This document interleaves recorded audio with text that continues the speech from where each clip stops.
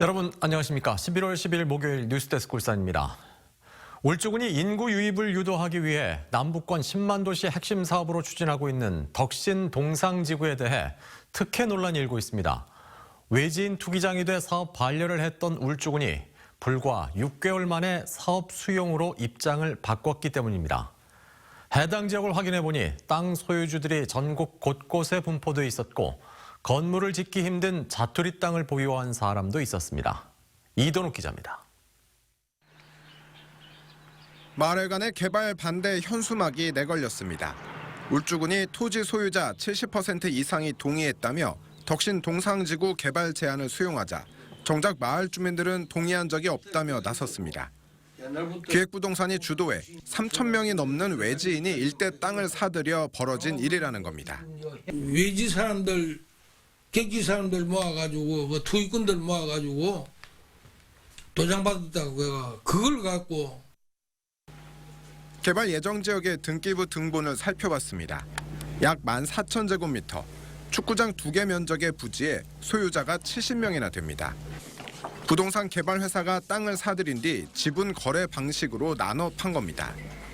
소유주들은 부산과 대구, 경남, 경북 등 외지인이 대부분으로 얼마나 촘촘하게 나눠 팔았는지 16제곱미터, 5평만을 가진 사람도 있습니다. 인근 약 27,000제곱미터 또 다른 땅은 소유자가 27명.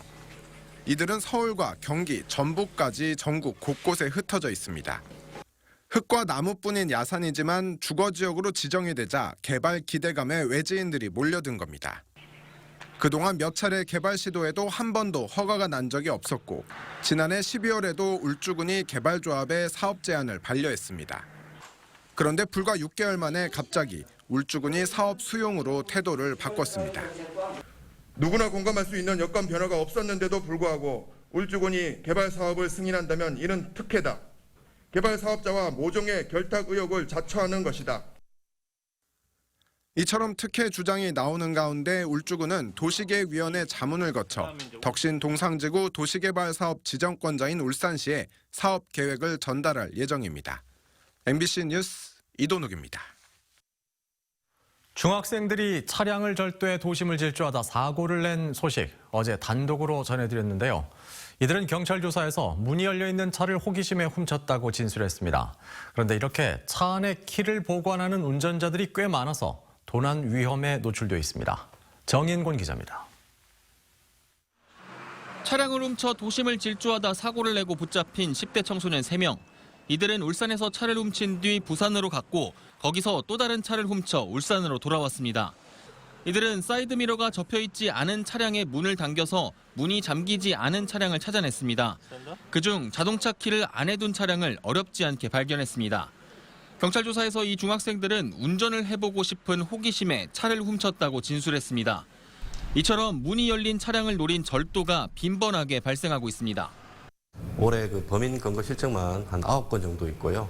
그리고 매달 한 달에 한 번 정도 걸로 저희가 범인 검거에 좀 실적이 좀 기여를 하고 있습니다. 키를 차량에 둔 채 자리를 비우거나 주차 지역이 아닌 곳에 차량을 세워뒀을 때는 운전자 과실로 자동차 보험료가 할증될 수 있어 주의가 필요합니다. 차량 절도하는 사건들이 많이 늘어나고 있습니다. 운전자분들께서는 차량 내 귀중품들을 웬만하면 보관하지 마시고 하차 시에도 차량을 잠그는 것에 유의하셔서 경찰은 이 중학생들이 훔친 차량으로 추가적인 범죄를 저질렀는지도 조사하고 있습니다. MBC 뉴스 정인곤입니다. 11월 11일 내일은 지체장애인의 날입니다. 이동권이 조금씩 나아지고는 있다고 하지만 장애인들은 여전히 외출을 꺼릴 정도로 대중교통의 문턱은 높습니다. 이용주 기자가 지체장애인들의 외출길을 동행해봤습니다. 병원에 가기 위해 전동 스쿠터를 타고 집을 나선 김인택 씨. 예약 시간에 맞춰 병원에 가야 하지만 40분이 지나도록 10대 넘는 버스를 그냥 보내야 했습니다. 계단이 없는 저상버스가 좀처럼 오지 않기 때문입니다. 국내 저상버스 보급률은 27.8%로 버스 4대당 1대에 불과합니다. 지하철도 없고 그리고 또 대중교통이라고 했을 때 저상버스가 10대 중에 1대 있다라고 하지만 그나마도 고장률이 30%라고 들었습니다. 척수장애인 오대현 씨는 출근 때마다 장애인 콜택시를 부릅니다. 일터가 집에서 20km나 떨어져 있어 버스를 타기도 갈아타기도 어렵기 때문입니다. 콜택시가 오기까지 걸린 시간은 무려 30분. 콜택시는 저상버스의 대안으로 꼽히고 있지만 보급 기준이 중증 장애인 150명당 한 대꼴이어서 늘 기다려야 합니다. 차를 타도 긴장의 연속입니다. 천장이 낮아 내리기 전까지는 잔뜩 움츠린 채 있어야 하기 때문입니다. 그냥 항상 이렇게 목적지 도착할 때까지 이렇게 목을 꺾어서 있어야 되니까 그게 가장 많이 힘들죠. 특히 오후 10시부터 오전 6시까지 야간에 운행하는 콜택시가 손에 꼽을 정도여서 긴급 상황이 발생하면 대처하기 어렵습니다. 8시도 하는 건 이제 벌써 다. 노동을 갈 수도 있고 아니면 누군가를 지인들을 만나거나 할 수도 있고 아니면 문화 향유를 하러 어디로 갈 수도 있는 거잖아요. 시민 누구나 차별받지 않고 이동에 불편을 겪지 않을 수 있는 교통 대책이 필요합니다. MBC 뉴스 이용주입니다. 울산시가 내년도 본 예산으로 4조 6,058억 원을 편성했습니다. 시는 내년에 1,000억 원의 지방채를 갚아 채무 비율을 15%대로 낮추는 등 건전 재정 기조를 유지하며 경제 분야에 5,248억 원, 안전 8,269억 원, 투자 4,020억 원, 문화 2,557억 원, 복지 1조 5,800억 원을 배정했다고 밝혔습니다. 또 세계적인 공연장 조성 용역과 옥동 군부대 대체시설 설계 용역, 농민수당 지원 등 울산시장 공약 사업에 1,714억 원을 지출할 계획이라고 강조했습니다.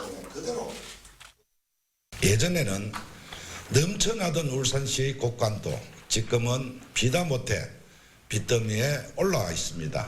저는 내년은 울산의 미래를 바꿀 골드타임을 삼고 지금 이 위기를 헤쳐나가고자 합니다.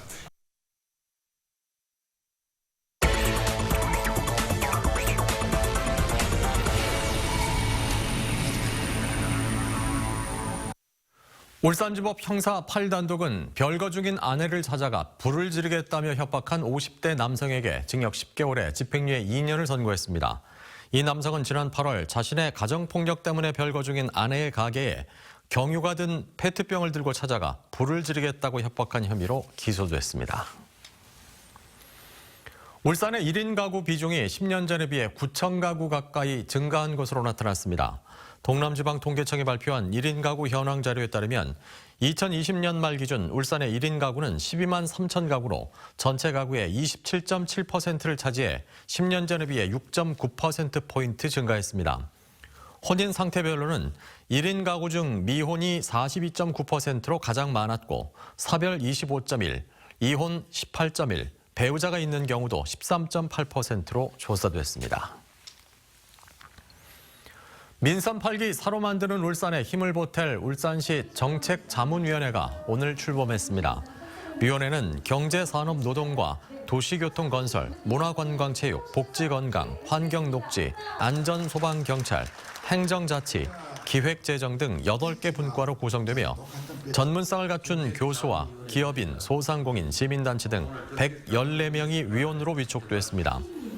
위원들은 앞으로 2년 동안 시정 현안에 대한 정책 제언과 자문 역할을 수행하게 됩니다.